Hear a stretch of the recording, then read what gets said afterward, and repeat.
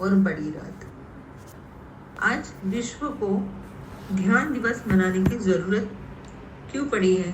क्योंकि मानव का जीवन इतना बदल गया है कि वह सृष्टि से कहीं दूर चला गया है, जीवन की राह भटक गया है, जीवन का उद्देश्य भूल गया है।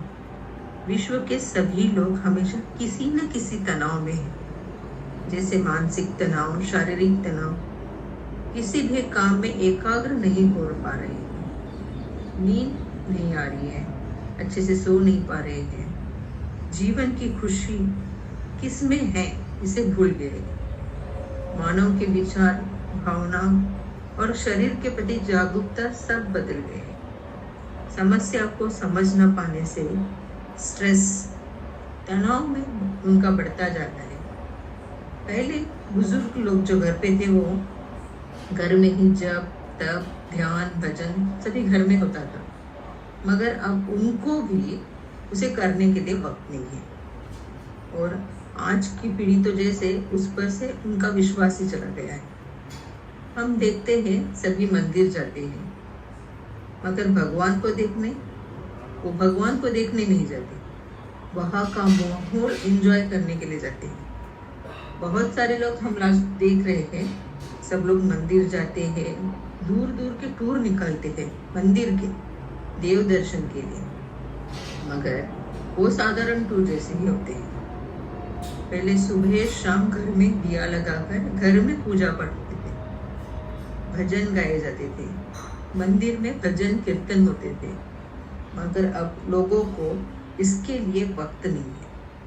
उनको एंटरटेनमेंट और एंजॉयमेंट न हो तो लोगों को वहाँ जाना पसंद नहीं आता। पहले लोग रिलैक्स करने के लिए मंदिर जाते थे, और अब स्ट्रेस रिलीफ कर कर क्या क्या करते रहते हैं, कहाँ जाते हैं।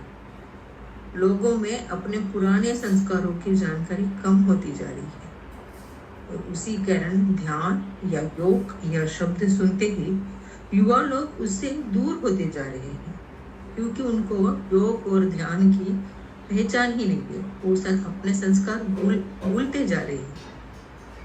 इसलिए हमें योग दिवस, ध्यान दिवस जैसे दिवस मनाने पड़ रहे हैं।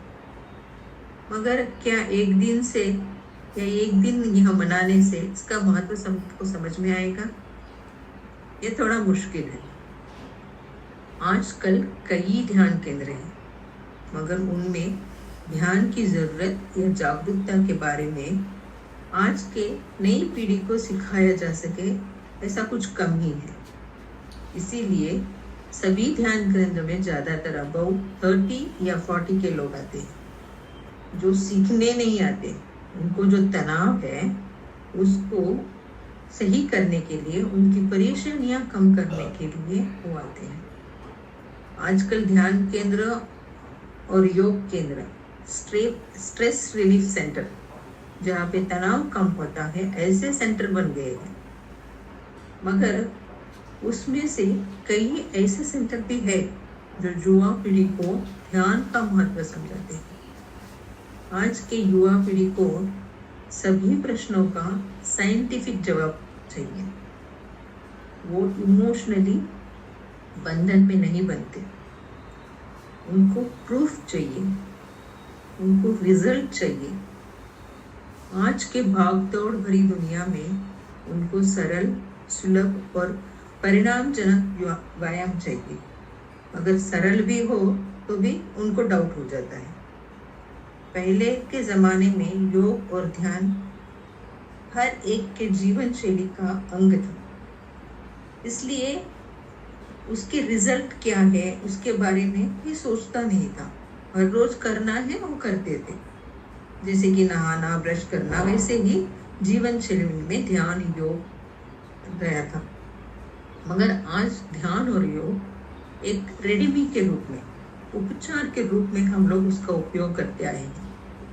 इसका कारण ही ध्यान केंद्र में रोज लोग आते हैं, उनको कुछ न कुछ उस पर रिजल्ट चाहिए। उनके तनाव के लिए, उनके शारीरिक और मानसिक जो प्रॉब्लम है उसके लिए वो रिजल्ट के लिए आते हैं।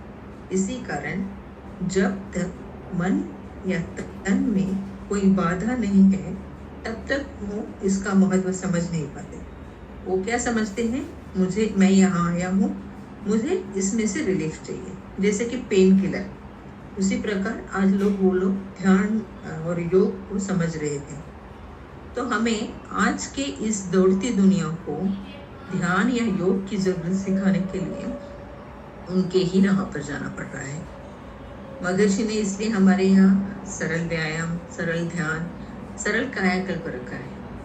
तन, मन और आत्मा को स्वस्थ रखने की सरल राह, यही हमारी मनोविकास कला की राह है। मगर पहले हम आज की युवा पीढ़ी या आज के जमाने के लोगों को उनकी मनस्थिति को पहचाना है। उनके अनुसार ध्यान और योग क्या है, इसको पहले हमें समझना चाहिए। आज ध्यान योग की व्याख्या कुछ ऐसी है: तनाव दूर करने के लिए, एकाग्रता बढ़ाने के लिए, मानसिक स्पष्टता, खुशी और शांति महसूस करना, जीवन में कष्ट आने पर चुनौतियों का सामना करते वक्त मनोधैर्य प्राप्त करने के लिए, विचारों और भावनाओं को नियंत्रित करने के लिए, दुखों से मुक्त करने के लिए। ध्यान यह सभी बदलाव करता है। हम मानते हैं कि ये सब होता है, मगर ध्यान और योग मन को शांत करता है और तनाव हार्मोन को कम करता है। उसी प्रकार एकाग्रता भी बढ़ाता है। ध्यान से हैप्पी हार्मोन उत्पन्न होते हैं। मन हमेशा खुश रहता है। विचारों को, भावनाओं को समझाने में मदद करता है। जीवन की राह और शांतिपूर्ण जीवन जीने की दिशा मिलती है। तो वो लोग जो चाहते हैं वो सभी इस ध्यान के, योग के प्रयास में, अभ्यास में हैं। तो हमें समझ लेना है कि हमारे पास ध्यान सीखने के लिए या योग सीखने के लिए जो आते हैं उनका एक्सपेक्टेशन क्या है, वो क्या चाहते हैं। अभी बताए किसी एक कारण की खोज में वो आते हैं। ऊपर हमने जो देखे उसके किसी एक खोज में वो आते हैं। वो लोग सीधे ध्यान सीखने नहीं आते। उनको कुछ तो प्रॉब्लम है, वो सही करने के लिए आते हैं। पहले हमें उनके जो ज़रूरतें हैं उसको समझ लेना है। पहले उनके ही राह पर जाकर उनको ध्यान और योग का मार्ग सिखाना है। इसके लिए हमारे पास एक उत्कृष्ट राह है, हमारा मनोविकास है, जिसमें महर्षि ने प्रारंभ से अंत तक एक राह दिखाई है। कहाँ है? पहले आसन, सरल व्यायाम करो और बाद में ध्यान। यही पतंजलि महर्षि ने भी कहा है। पहले आसनास, बॉडी फिट करो और बाद में ध्यान करना। उसी प्रकार पहले व्यायाम, बाद में ध्यान हम सिखा रहे हैं। मगर क्या होता है, व्यायाम में ही उनकी कई परेशानियां ठीक हो जाती हैं। उनको लगता है जिस परेशानी के लिए मैं आया हूँ उसका सलूशन मुझे मिल गया, और वे केंद्र में आना कम कर देते हैं एक दिन, और हम उन्हें ध्यान और योग का पूरा अर्थ समझा ही नहीं सकते। ध्यान और योग की आवश्यकता जाने बिना ही वो अपने रोज के कार्य में लग जाते हैं। वे हमें कहते हैं कि जब मैं ध्यान केंद्र में आता था, व्यायाम और ध्यान करता था, तब मुझे हेल्थी फील होता था, मगर मैं रोज नहीं कर पा रहा हूँ। तो हमें यहाँ पर क्या करना है? ध्यान और योग का सही अर्थ उनको समझाना ही है और उनके संपर्क में हमें रहना है। ध्यान उनको समझाना है, ध्यान एक क्रिया है। उसमें व्यक्ति अपने मन को चेतना की एक विशेष अवस्था में लाने का प्रयत्न करता है। ध्यान करना अपने आप में एक लक्ष्य हो सकता है। अनेक क्रियाओं का बोध होता है। सरल रूप से आंतरिक ऊर्जा या जीवन शक्ति को जानना, करुणा, प्रेम, धैर्य, उदारता, क्षमा आदि गुण का विकास, यही सब ध्यान और योग में साध्य है। चित्त को एकाग्र करके किसी एक वस्तु पर केंद्रित कर देना ध्यान कहलाता है। प्राचीन काल में ऋषि मुनि भगवान का ध्यान करते थे। अपने आसपास के वातावरण को भूलकर, स्वयं को भूलकर एक चित्त बैठना ही ध्यान है। इससे भी ऊंचा एक लक्ष्य ध्यान का है, जो दिव्य दर्शन, ब्रह्मांड का ज्ञान। ध्यान से प्रपंच का ज्ञान प्राप्त होता है। प्राचीन काल में अपने आराध्य देवता के दर्शन के लिए ध्यान करते थे, मगर आज के समय में ये संभव नहीं है, क्योंकि हमें पता चला है कि भगवान मानव की एक कल्पना है, न कि सच्चाई। वैज्ञानिकों के अनुसार ध्यान से मस्तिष्क की कार्य क्षमता बढ़ती है। अनंत समाधि को प्राप्त करना, मोक्ष प्राप्त करना। ध्यान एक ऐसी भट्टी है जिसमें हमारे जन्म जन्मांतरों के पाप भस्म हो जाते हैं और अनंत सुख आनंद प्राप्त होते हैं। अभी तक जो ध्यान की मैंने जो व्याख्या की है वो आप सबको समझ में आई होगी, मगर क्या आम जनता समझ पाएगी? जो अपने दिनचर्या के लिए लड़ रही है, उनको समझ में आएगा? उनको क्या चाहिए? अच्छी सेहत चाहिए, रोजाना जीवन बिताने के लिए समृद्धि, बस इतना ही उनका लक्ष्य है। इसके लिए उनकी भागदौड़ चल रही है। उनको बिठाकर ध्यान योग करो, सब ठीक हो जाएगा, ऐसा समझाने से वो समझ पाएंगे? कभी नहीं। मगर हमें मालूम है ध्यान और योग करने से ये सब मिलेगा, मगर हमें क्या करना है? इसके लिए प्रूफ करना है, उनको रिजल्ट दिखाना है, उनको उठाकर समझाकर हमको जल्दी से जल्दी हमें उनको प्रूफ करके दिखाना है कि ध्यान और योग से अच्छी सेहत, अच्छी समृद्धि मिलेगी। मगर क्या युवाओं से पूछो तो खाली वो लोग क्या कहते हैं, ये यहाँ पर आकर बैठने से क्या मिलता है? यहाँ कोई एंटरटेनमेंट भी नहीं है, कोई एंजॉयमेंट भी नहीं है, इसके सिवा जीवन में कुछ नहीं चाहिए।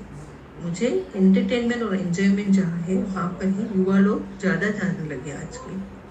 तो हमें सोचना है कि ध्यान का अभ्यास सिखाने से पहले हमें पतंजलि सूत्र के अनुसार, जैसे अष्टांग योग में कहा है, पहले यम, सामाजिक आचरण, समाज के बारे में उनको सिखाना है, नियम, व्यक्तिगत अनुशासन, बाद में प्राणायाम, श्वास पर नियंत्रण, प्रत्याहार, इंद्रियों का निग्रह, धारणा, एकाग्रता, और उसके बाद में ध्यान और समाधि। इस राह पर जाना पड़ रहा है। ऐसे जाएंगे तभी हम लोग उनके पास ध्यान और योग का सही अर्थ उनको समझा सकेंगे। क्योंकि आज के युवाओं में हम देखते हैं उनमें संस्कृति, कर्म और सदाचार की कमी है। उसे ठीक किए बिना हम आगे नहीं जा सकते। पहले पुराने जमाने में संस्कृति, कर्म, सदाचार घर में ही सिखाए जाते थे, बाद में स्कूल में सिखाए जाते थे। छोटे होते थे स्कूल में सिखाए जाते थे। झूठ बोलना, बड़ों का अनादर करना पाप कहलाता है। आज लोग इतने सेल्फिश हो गए हैं कि अपने बच्चों की गलती छुपा रहे हैं, इसके लिए वो दूसरों से झूठ बोलते हैं। तो अगर बड़े बुजुर्ग हमारे घर में जो है वही झूठ बोलेंगे तो बच्चों को क्या लगेगा? यही सही है। बच्चों की सुख सुविधा के लिए किसी भी हद तक जाने के लिए तैयार। बच्चे भी माँ बाप पर ही डिपेंड है। इसलिए महर्षि ने बच्चों के पालन पोषण पर ज़्यादा जोर देकर छोटे बच्चों से लेकर 8वीं कक्षा के बच्चों तक की किताबें लिखी है। लेकिन हम उसे पढ़ रहे हैं, हमें वो किताबें हैं ऐसा भी नहीं मालूम है। हमें उसको पढ़कर हमारे आसपास के बच्चों को, नहीं तो हमारे घर के बच्चों को वो पढ़ाकर बच्चों को उस राह पर चलने को सिखाना है। वैसे ही बड़े बुजुर्गों को ध्यान की ओर केंद्रित करके उनको आकर्षित करना है। उनको जो परेशानियां हैं उसे समझाकर उनको ध्यान केंद्र लेके आना है। उनसे संपर्क में रहकर हमेशा सत्संग में या ध्यान में व्यायाम में उन्हें शामिल करना है। उनको हमेशा आमंत्रित करते रहना चाहिए कि आज सत्संग है, आज ध्यान है, आप जरूर आइए। आज हम भी कहीं ना कहीं कम पड़ रहे हैं। हमें अपने आप का आत्मविश्लेषण करना है। हमें संयम रखकर महर्षि के विचारों को आगे लेकर जाना है। हमारे साधु संतों की परंपरा है, जो हमारी परंपरा है साधु संतों की। तो सोचिए, लोग इतने कैसे बदल गए? क्या सच में हमारे गुण बदल गए हैं? हम अपने आप से यह सवाल पूछते हैं कि सच में क्या मैं इतना बदल गया हूँ? मेरे पास के जो आसपास के जो लोग हैं वो भी इतने बदल गए हैं? इसका जवाब क्या होगा? हमें यह सोचना होगा। कभी भी कहीं भी अगर किसी चीज की या किसी के मदद की जरूरत हो तो लोग दौड़े आते हैं। आपत्ति काल में हम लोग देखते हैं एक दूसरे के जी भर के मदद करते हैं। किसी का बुरा सुनकर वो लोग रो पड़ते हैं, किसी के अन्याय पर लड़ पड़ते हैं। ये भी तो सच है। तो आज हम लोगों के दो रूप सामने आते हैं। अगर कहीं कुछ फ्री में मिल जाए तो एक के बदले दो चीज उठाकर हम लोग लेकर भी आते हैं। ये भी हमारा ही गुण है। मगर वही चीज पड़ोसी को चाहिए तो तुरंत दे भी देते हैं। तो हम लोग को चाहिए, मगर दूसरों की मदद करने के लिए भी हम लोग तैयार हैं। इससे क्या पता चलता है कि हमारे ऊपर थोड़ा सा विदेशी संस्कृति का कोट पड़ा है, मगर अंदर से हमारे साधु संतों की परंपरा हमारे अंदर भरी हुई है। आज कई देश हमारी संस्कृति और सदाचार को अपना रहे हैं। कई लोग हमारे रहन सहन को अपना रहे हैं। हम क्यों भटक गए हैं मालूम है? उसका कारण एक है, क्योंकि 100 साल से ज्यादा अंग्रेजों का हम पर राज था। उसका असर हम पर पड़ा है और उनके राज के कारण ही हम जो न कर पा रहे थे आज वो करने की कोशिश कर रहे हैं। वो कंफर्ट लाइफ, वो एंजॉयमेंट, ये सब बाहरी है, वो हम लोग करने की कोशिश कर रहे हैं। मगर हमारे अंदर क्या है? जो आनुवंशिक केंद्र में स्टोर है, वो सच्चा इंसान अंदर है। एक दिन बदलाव आएगा। इसके लिए हमें प्रयास करना पड़ेगा। आज कई लोग कंफर्ट लाइफ और एंजॉयमेंट से बाहर आकर शांतिपूर्ण जीवन ढूंढ रहे हैं। उनकी कोशिश चल रही है, लेकिन क्या है, उनके पास वो सस्टेंस नहीं है। वो लोग क्या सोचते हैं, मुझे पेन किलर जैसे मैं ध्यान केंद्र में जाऊँ, 4-5 दिन जाऊँ तो मुझे ठीक होना चाहिए, बहुत दिन तक मैं नहीं जा सकता। जो नए आते हैं उनको थोड़ी देर लगती है समझ में। ध्यान केंद्र में जाएंगे तो ये सब ठीक करने के लिए हमें कुछ वक्त लगेगा। आज हमारे मनोविकास कला का प्रयत्न जारी है कि हम लोग गांव-गांव जाकर, स्कूल कॉलेज जाकर परिवर्तन लाने का प्रयत्न कर रहे हैं। सक्सेस भी हो रहे हैं। हमारे विचार अच्छे हैं। हम लोग क्या कर रहे हैं? दूसरों का दुख दूर करने का प्रयत्न कर रहे हैं। तो हमारे विचार अच्छे हैं तो परिणाम भी अच्छा ही मिलेगा।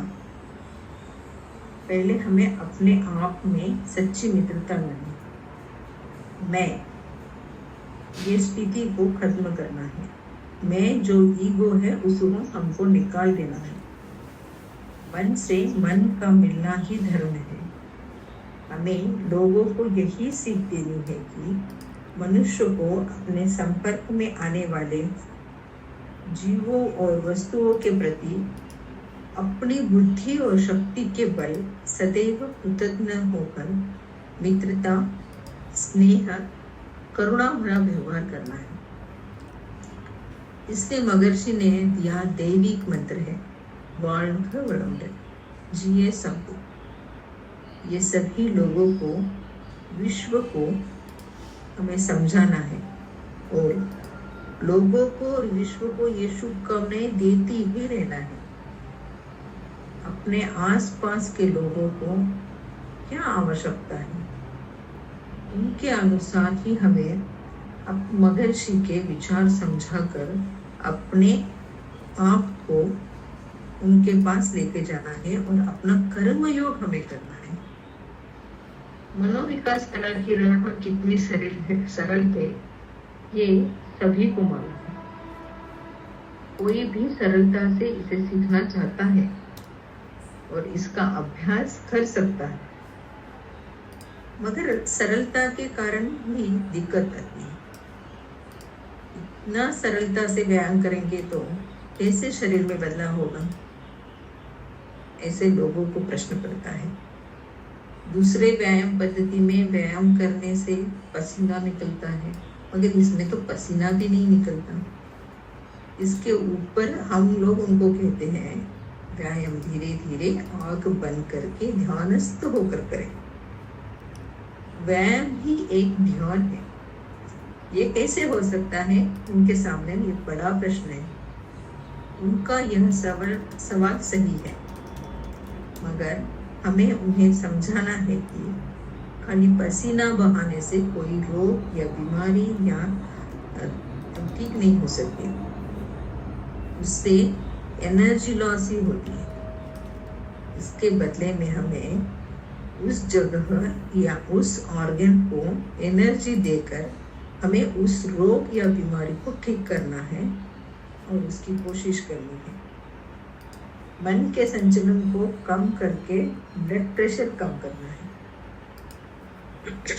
जितना जितना हम शांत रहेंगे उतना हमारे अंतर शरीर को एनर्जी और ऑर्गन अच्छे से काम करने लगेंगे। ऑर्गन्स को एनर्जी करना है तो उसको ओवरलोड नहीं करना है। हमारा व्यायाम हर जॉइंट, हर मसल को उत्तेजित करने वाला होना चाहिए।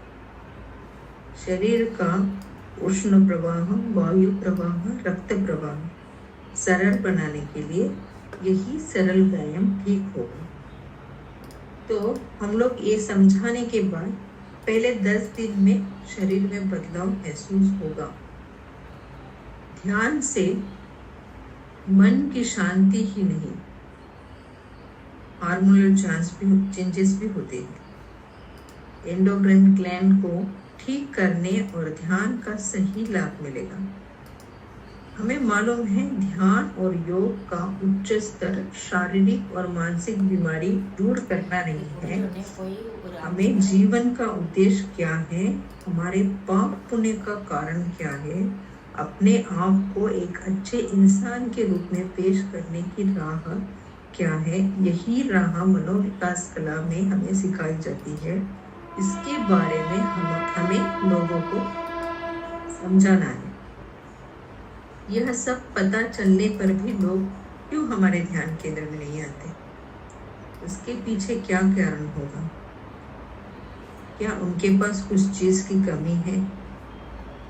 हम सोचते हैं कि मैं कितने लोगों को इस कला का परिचय दिया, मगर लोग नहीं आते। इसके पीछे एक बड़ा कारण है उनकी अनुवंशिक छाप।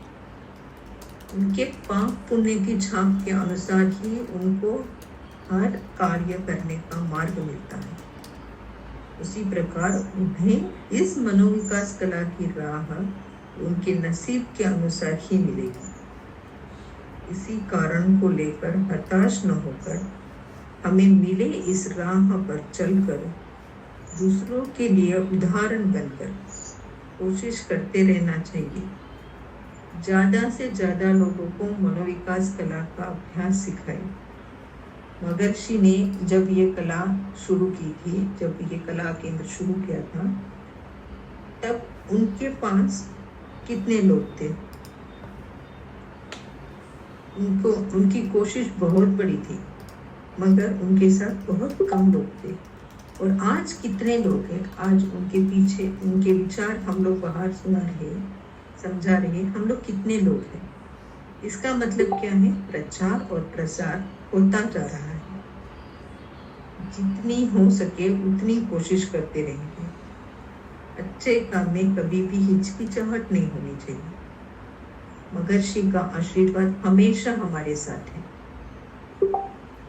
तो फिक्र न करें, आगे बढ़ते हैं और महर्षि की मनोविकास कला की जो राह है सभी को सिखाने की कोशिश करते हैं, समझाने की कोशिश करते हैं। अगर उसमें भी हम सक्सेस नहीं हो पा रहे हैं तो भी उसके पीछे हमारे आनुवंशिक केंद्र की छाप है। तो हमें जो मौका मिला है, अवसर मिला है, इससे हम लोग अनुवंशिक केंद्र के छाप के ऊपर ध्यान करके हमें इस मनोविकास कला की राह को दुनिया भर में लेके जाने का एक अच्छा अवसर हमारे साथ है। इसको हम लेके जाएंगे और हम महर्षि के जो सपना है उस सपने को हम लोग आगे बढ़ाते जाएंगे। तो आज मेरा भाषण था जो योग और ध्यान के बारे में हमें लोगों को कैसे समझाना है और मनोविकास कला की राह में जो योग और ध्यान है इसके बारे में हमको उनको समझाकर उनको इस राह में कैसे लेके आना है इसके बारे में। तो मेरा भाषण सुनने वाले सभी मित्रों को धन्यवाद। एक बार फिर से एनसीआर का ट्रस्ट की मैं आभारी हूँ। फिर से आप सबको विश्व ध्यान दिवस की शुभकामनाएं। जिए संसार, जिए संसार, जिए संतु। धन्यवाद।